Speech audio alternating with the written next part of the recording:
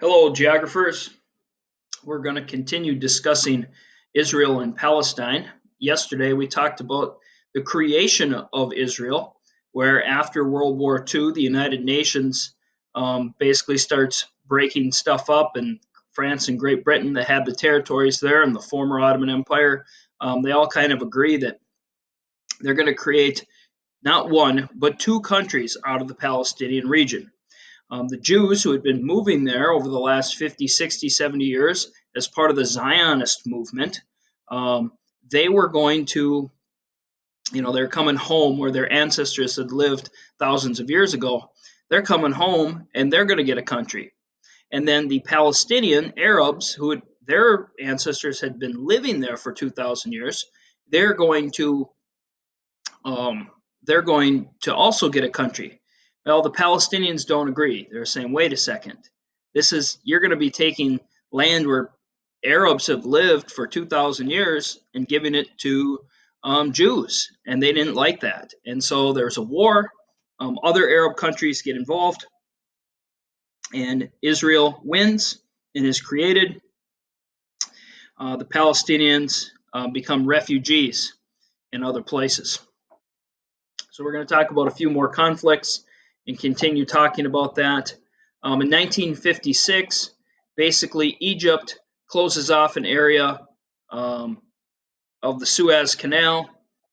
Israel, Great Britain, and France attack Egypt. The Soviet Union gets involved. This is a pretty controversial thing. The United States does not get involved. And in the end, there's a peace. There's the fighting stops. The Suez Canal opens back up, but that was a conflict that people on both sides died. U.S. We were working with the Soviet Union, did not want a nuclear war, and so we threatened three countries: France, Great Britain, and Israel, with sanctions, and they all backed down. The next major conflict we see is the Six-Day War in 1967. Israel attacks Egypt after Egypt had mobilized its army. So nobody had actually attacked Israel first, but they thought there was going to be an attack. So they launch an attack first. Jordan and Syria, Jordan over here, Syria up here, also attack. Once again, Israel wins. And what you see after this is Israel takes more land. So the Gaza Strip down here in the Sinai Peninsula that were part of Egypt now become part of Israel. Golan Heights, that's part of Syria, now becomes part of Israel. And then the West Bank, because it's on the west side of the River Jordan, becomes part of Israel. Israel now controls all of Jerusalem, which, remember, is a very holy city. Israel now governs about 1 million Palestinian Arabs in the West Bank in the Gaza Strip. So these become the people are living there. They're still the Palestinian Arabs, but now Israel is in charge of them. And Israel is going to start building land onto this, building settlements in these areas, and that is not going to make Arabs around the world very happy.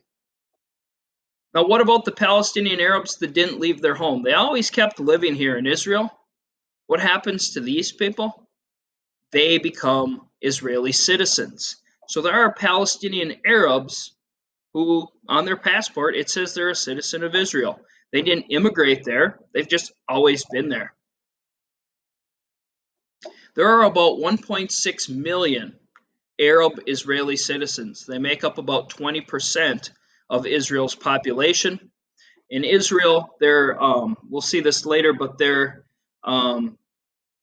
national languages are Hebrew and English. Nazareth is the largest Arab city in Israel. So you might have heard of Nazareth before. Notice the culture differences. There's not a law that says you have to wear the hijab here, right? But you certainly can. There's 134,000 Arab Israelis that are Christians. So once again, people oftentimes just assume all Arabs are Muslims. No, they can be any religion. And there's 134,000 Arab Christians. The Arab word for God is Allah. If you are an Arab Christian and you're saying God, you're going to say Allah because that's the Arab word, even though you are a Christian. A little bit of Palestinian politics here. In 1964, so 3 years before that 6-day war, the PLO is created, the Palestinian Liberation Organization. What does Palestine want? A country of their own. This is the leader of the PLO, the Palestinian Liberation Organization. His name is Yasser Arafat. He died maybe over 10 years ago. Some people viewed him as a terrorist. Some people viewed him as a freedom fighter. It all goes back to your point of view. Obviously, many Israelis would look at him as a terrorist. Palestinians would look at him as a freedom fighter. 1972 Munich Olympics. This is in Germany. 11 Israeli athletes are captured, taken hostage, and are killed by Palestinian terrorists. Huge major event. These are the 11 athletes. 7 years later, a pretty big deal. The president of Egypt and the prime minister of Israel meet with President Jimmy Carter at Camp David in the United States. And in the end, they end up signing a peace treaty. Egypt becomes the first Arab country to recognize Israel as a country and start trading with them. What does Israel give Egypt? They give them back the Sinai Peninsula. So now you're looking at two countries that, at one point hated each other, and now they're going to be trading with each other. And Israel shows, hey, we are willing to give up some land. Egypt says we're willing to recognize you and give you and start trading. So things throughout the 80s were okay until maybe 1987. And that's when an Intifada starts, an Arabic word that means tremor, shivering, shuddering. This was various uprisings that lasted maybe 6 or 7 years. Oftentimes it was protests. Sometimes the protests could turn violent. There was fighting in the streets many times. You might have protesters throwing rocks. You might have protesters throwing, if it got real bad, like a Molotov cocktail, which is like that bottle with the flames in it that they throw. But you had the Israeli military fighting back using very good weapons. So we're talking about a 3 to 6 year period. It starts with an Israeli truck that collided and killed 4 Palestinians. Palestinians do some rioting, boycotting. What you find is maybe some of the first suicide attacks in Israel. In the end, there's about 400 Israelis dead, and in the end, there's about 1,500 Palestinians dead. Anytime there's a conflict, the Palestinians always have more dead because Israel has a much more powerful military. Now, who supports Israel and their military and everything else? Always the United States of America does. We do that for many reasons. They're a valuable ally. They are a democracy in a region of the world that doesn't have democracies. But a lot of times then, if something looks like this, where, 400 Israelis dead, 1,500 Palestinians, the big bad Israelis are doing it, and then who gets connected to Israel? The United States does. So oftentimes you have groups that maybe the U.S. hasn't really done anything, but they hate us because we're friends with Israel. Bus bombings were a big thing. If I went to Israel today, I probably would not ride a bus. That's just me, even though there's really not bus bombings anymore.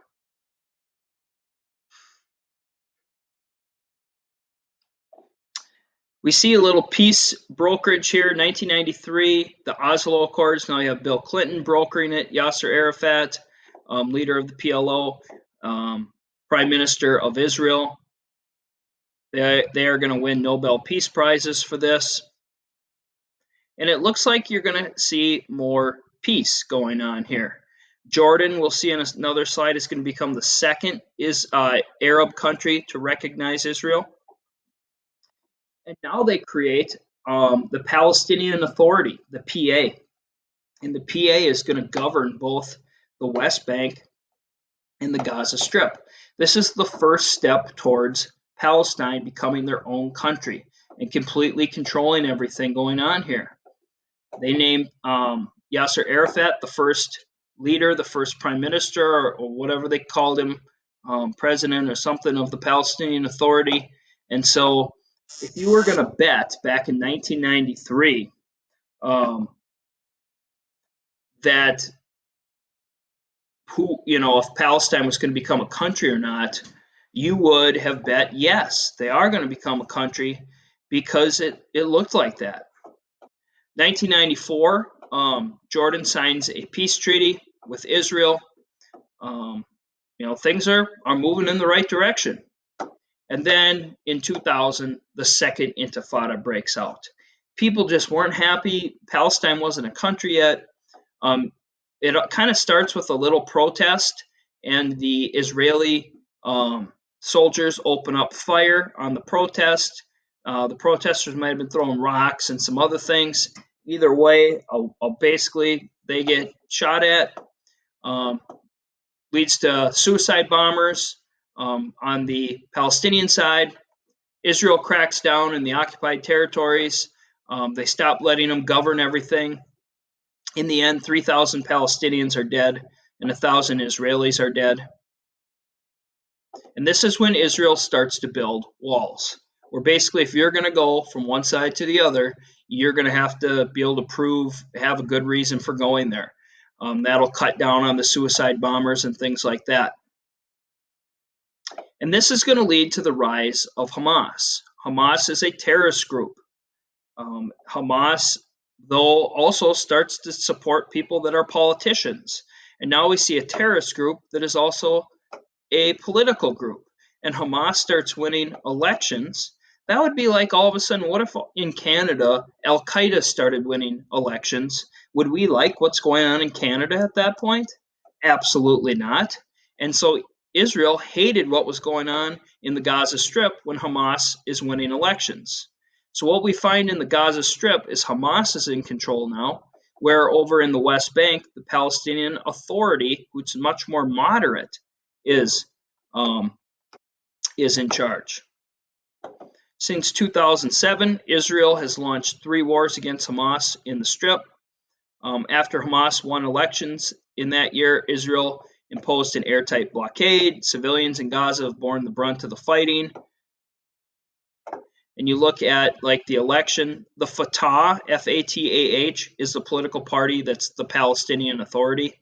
They were controlling things for a while. Now Hamas is really controlling things. So when you think Fatah, you should think the PA, the Palestinian Authority, the PLO. They're more moderates. They're supported by the U.S., European Union, most Arab states. They want peace with Israel. They control the West Bank. Hamas, the terrorist group, controls Gaza. A little over 10 years ago now, Hamas started firing missiles into Israel. Where do they get these things? Well, you've got Iran, who hates Israel, smuggles these things in. Sometimes they catch it, sometimes they don't. What's coming in? Things like food and other clothing and little parts are mixed in there so that they can build these weapons. So in the first airstrikes, 13 Israelis were killed, 1,400 Palestinians killed when Israel retaliates. Hamas will dig tunnels to smuggle in goods, under the walls. So what are some of the issues that we're dealing with now? Well, why can't these two sides come to an agreement? Well, Palestinians want to go back to the pre-1967 borders, established, the Palestinian state in the West Bank and Gaza Strip. But Israel continues to build settlements on this side, and they're kind of like, no, we're going to keep some of this land that we've been taking, for political reasons, religious reasons. they're taking land. The United States has said, hey, maybe don't do that anymore. That's causing problems. And Israel's like, okay, we won't. But then they keep doing it. And so that's caused an issue as they keep building settlements into the West Bank that's supposed to be Palestine. As Arabs and other Palestinians look at this, they're saying, I don't think we're ever going to have our own country because they keep taking it.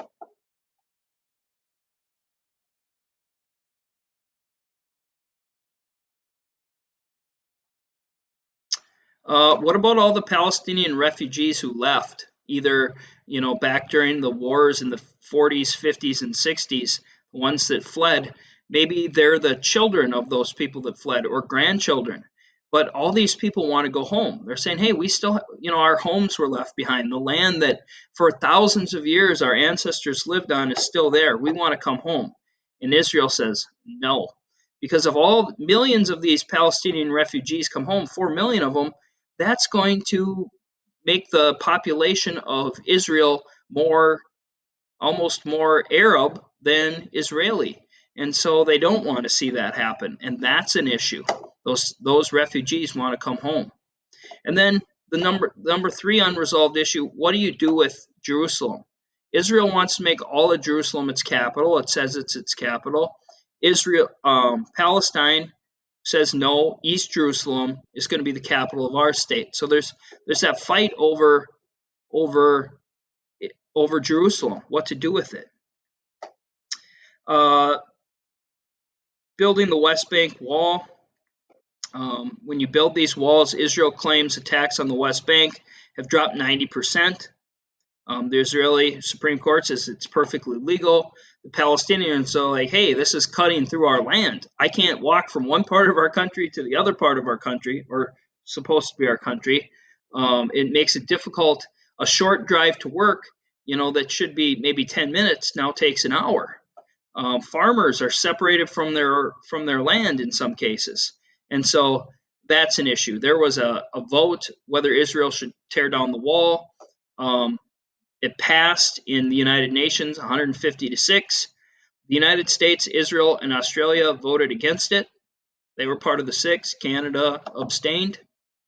And so that is a little bit of the politics. We'll get into a little more of the culture as we go here. But you have to kind of understand the conflict, and it's a long conflict that goes back 2 or 3 different generations to really understand what's going on